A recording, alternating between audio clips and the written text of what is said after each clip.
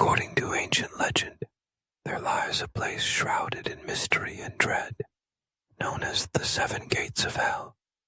The name alone conjures images of forbidden realms, haunted landscapes, and stories whispered through generations. But are these gates a physical location, a work of myth, or a glimpse into humanity's deepest fears?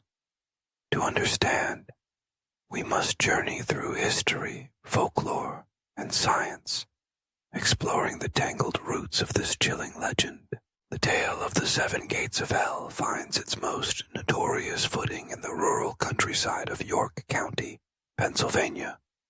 Local lore claims that nestled deep within the woods, hidden from the world by tangled underbrush and shadows, there stand 7 peculiar gates. It is said that no one who passes through all 7 at night ever returns. The story tells of screams lost in the darkness, strange lights flickering among the trees, and chilly winds that seem to carry voices from the beyond. But the truth behind these gates is woven from a blend of fact and fiction, anxiety and imagination.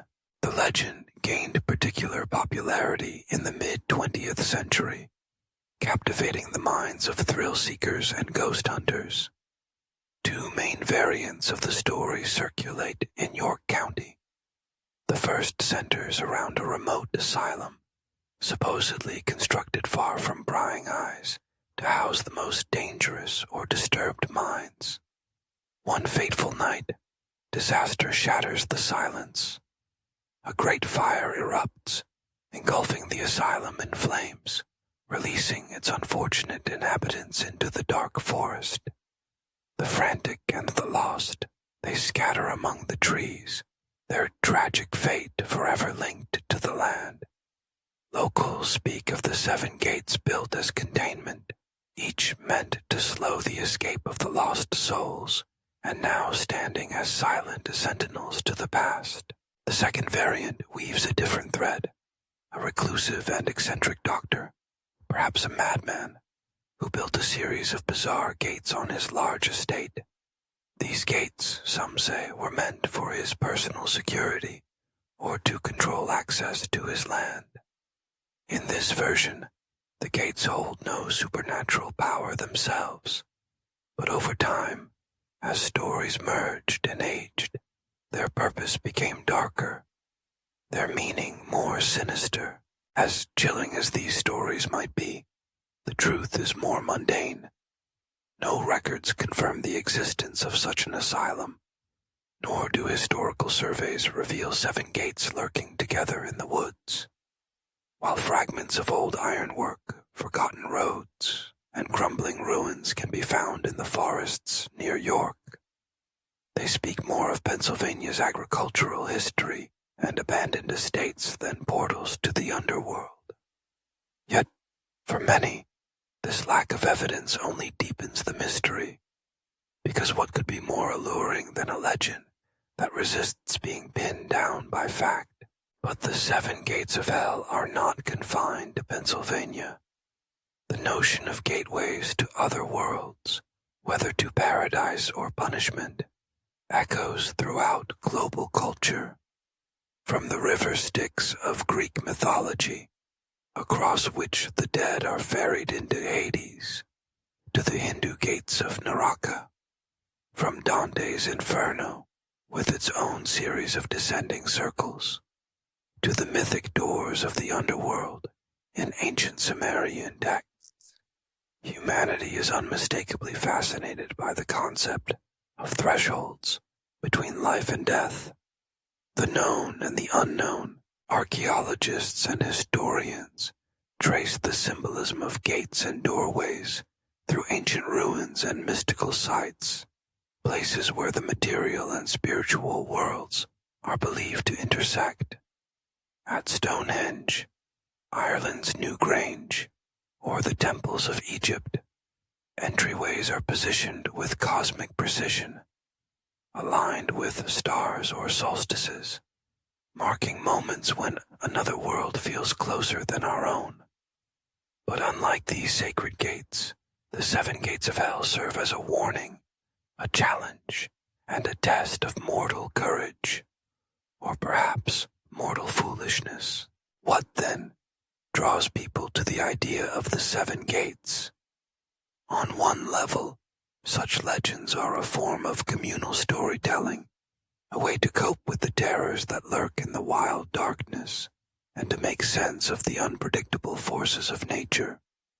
For centuries, forests at night brought real danger, not just from wolves or bears, but from getting lost, from hunger, cold, and the unknown.